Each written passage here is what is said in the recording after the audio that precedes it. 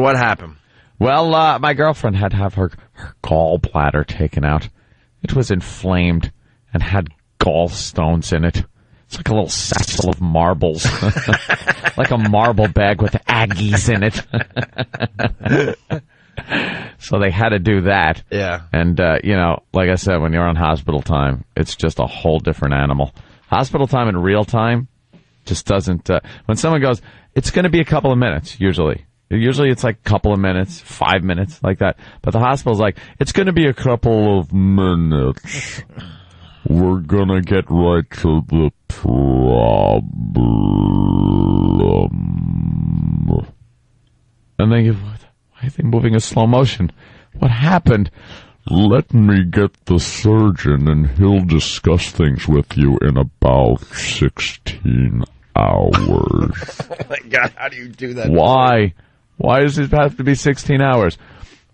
He's got other patients to tend to, and he does it very slowly.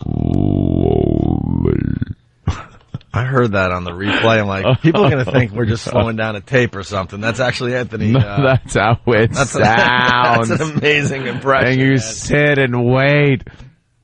So she was supposed to go in there at like, I guess 3 o'clock. And they give you a beeper. Wait. But you were supposed to do it Monday. Oh, yeah, it was supposed to be Monday. Monday. And then it was 3 o'clock yesterday. What time did the surgery And it was 3 o'clock finally yesterday. happen? Well, they give you a beeper. They give you a little beeper. And say it's time? Like you're waiting at like TGIFs? Exactly. And that's what they said. It's like Applebee's or something. They give you a beeper. The Cheesecake Factory or whatever it's called? You go to Cheesecake Factory. You're sitting outside with your stupid big beeper? Your beeper. So they give you a beeper in the OR waiting room. So there's people there that are just like, they're waiting for things as simple as, my girl's operation's pretty routine. Right. The gallbladder thing, and she's young and healthy, so it's not a big deal. And then there's people sitting there with doom and gloom on their face waiting for the doctor to say alive or dead. So it's horrific to have to sit there, so I didn't do it. So wait, I've never been in the... OR waiting room is just... Oh, wow. There's like 4 rooms, and there's all families sitting in each of the rooms. So some of those people are having that death surgery? Dude, yes. Remember that creepy guy that used to advertise on our show about the cancer of the neck, throat, eyebrows, We eyelids? are here for stereotactic surgery for cancers of the neck, liver, chest, leg, goiter, tongue, eyeballs, hair, armpit. Stereotactic radiosurgery puts seed implants for prostate, leg, anal, and whatever cancer you have, we will try to take care of it. That was the guy that also did George Harrison and decided it was a good time when George Harrison had old pudding brain to go in and have his guitar signed. Yeah. Yeah. So he got, I think he had a little ethics problem there, and now he's, he's clipping toenails somewhere at an old age home. And we were the problem. Yeah, we were the problem. And we were the problem back in the day. We had to run these stupid commercials. Because they had the cancers. Piano music behind it. It was like, ding. Dring. It's like, dring, dring, dring. Does a loved one have cancer? Cancer of the neck, throat, nostrils, back of head, tailbone. You'd list a bunch of places, and you're like, cancer of the tailbone. Yeah, but of the spine. It's like we all know what kind of cancer you get, but this guy he came up with one. And it's so many more to worry about. Cancer of the teeth, cheeks, eyelids, nostrils, right, sinus, gums. Yeah, it is. A little ball bag in the back of your throat. Adam's apple, fingernails, fingerprints. Cancer of the fingerprints. So is that even possible? So so back in the day, we're playing these commercials, and Aunt and I finally had it. We're doing afternoon drive. We're supposed to be happy and entertaining people, so we take his stupid commercials and we start playing music behind them to see how the mood changes. So we started playing like Benny Hill music as he's talking about these horrific cancer of the neck, head, chest. It was like, wow, okay, this is more of an upper. And then we tried. Feels better. I remember we tried porno music. It was everything. We tried all sorts of different music beds, and then of course a guy in a suit, I don't even remember their names anymore, they come marching into the studio and they give you that finger thing, like come here. The doctor's very angry. Follow me so we can yell at you even though you guys are adults. He comes in and works on these pieces and you guys are putting different music behind it. He works on this, chooses the music and everything. All right. Enough. Don't worry about it. So put Beatles music behind it. Yeah, little George Harrison. So there's that room. So you're supposed to go in the room, and you can take the beeper if you want to go to get something to eat. It covers the whole hospital. Right. So I'm wearing the beeper, and I'm not going to sit in the room. I don't want to hear people. And then they have off the room are the little private rooms where it goes doctor family consultation rooms. Oh boy. So you just know trouble's going on in there. And then you look to the side, and there's like the chapel. And the priest is walking around. You're like, oh, this is the bad area. The bad area. Bad. So I decided to go onto the other end, close, but the other end of the hallway. There's a big glass room, and this family's sitting in there, and they don't seem so sad. And there's TV in there. So I go in and I watch, and I'm sitting down, and Lifetime is on. A Lifetime movie is on. God, and there's women sitting in there. So I'm like, I'm just going to sit. I'm just going to watch this. It was so embarrassing to sit there. You think Lifetime is a safe thing, but it was a movie about a dentist played by Tom Wopat.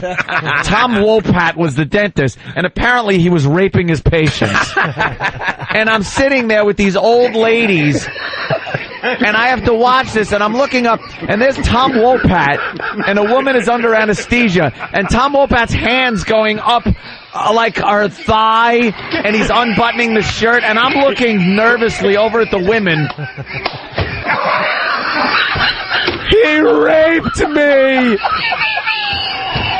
It was so embarrassing, dude. I was turning red. I kept looking over my shoulder out the window like, is a doctor coming to consult with me? Because I didn't want to look at the screen. Why would they watch Lifetime in a hospital? There was one rape victim, and she had no one to back up her story. So Tom Wopat just said, look, it's consensual sex. He got her pregnant. So they did the DNA testing, and Tom Wopat's baby it was, and he said, well, no, we had an affair. She's a married woman, but an affair. She's like, hey, right. All right, how did he get caught? They always get caught because that's the women's channel. Guys are all scum on that channel. Well, his lawyer was very good. It was, what's her name? Wonder Woman. That Wonder Woman was his lawyer. Linda Carter? Yes, Linda Carter was his lawyer. And then I believe, who's the Emmy Award or the Emmy nominated but never won actress? Susan Lucci. Susan Lucci, I believe, was the other lawyer. And they figured with the rape victim, the original one, she found another woman that was raped. So they go into court figuring this is a slam dunk.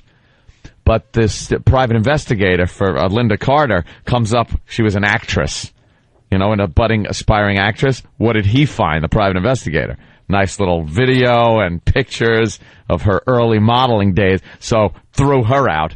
Couldn't use her as a witness because she was doing porno.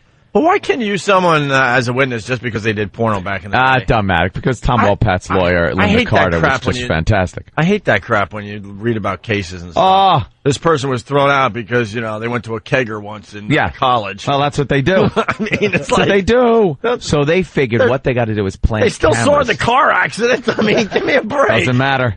Not a credible witness. They planted cameras in the office and got a female cop that was attractive and needed dental work. Ooh.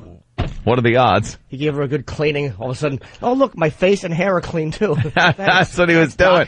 So they have the cameras on him. Wait, so she had big boobies and and like a food pocket that needed cleaning out. They had a tender moment where she didn't want to do it, so the rape victim had to sit her down and say, "We can't have this happen to another woman." Ew. And she's like, "Well, I'm not sure if I'm ready for this. You need to be strong." She goes, "But what if he touches me and stuff? We'll be there for you." The other rape victim. And then she told a story. She goes, "I understand because when I went into my first teaching class, I was scared too." It's like you're in like a classroom with kids, not some dentist who's zipping his fly down. Jesus. That has the nerve switch going off. Same level of importance on this whole thing. Boy, didn't she have other cops watching? No cop goes in yes, and they did. Tapes later. They had cameras and cops in the next room and everything. And she still didn't know if she could do it? Yeah, exactly. She's in the wrong profession. So they give her the anesthesia. She's laying there. She gets into the recovery room. And then Tom Wopat comes in and starts like putting his hand down her shirt. But he starts taking off like the heart monitor stuff. Yeah. But then he kisses her. Why do you need heart monitor stuff? I don't know. Getting your It's teeth dental cleaned? work, but it's Tom Wopat. I don't know. So he starts kissing her, but then a nurse walks in, and they're like, "Damn it, we don't have enough! Damn it!" So it ruined the whole thing, but then they figured she had a little residual pain that night, Yeah. so they sent her back for an emergency visit at night when he's alone, and there's no nurse in the office. So he goes in, Brilliant. puts her under, gets her in the recovery room, and then he really starts going at it. And this is where I was completely embarrassed. I'm sitting in the waiting room, a bunch of old ladies. I'm watching this stupid Lifetime movie, and Tom Wopat goes to town. Unbuttons her shirt, her sweater, opens it up. There's her ample breasts and a pink little bra. Just heaving. Whoa. And then he pulls her skirt up. And then Tom Wopat, you see, he takes his shirt off, and Tom Wopat's hairy chest from the chest up, you see. And then you hear, zip. Oh, yeah. Then what happened? And then the walkie-talkie from the cop. All right, make the move. Go, go, go. And the whole time the rape victim is actually sitting next to the cop watching the video. Like she'd be allowed in. And all she's doing is these uncomfortable squirms going, oh, no, no, holding herself like going, oh, watching the monitor. Then what happened? The cops burst in and go, freeze, police. All right. And they arrest Tom Wopat for the dental rapist that he is. And then they had sex with the cop. Yeah, she was still out. She was still out, so the two cops banged her.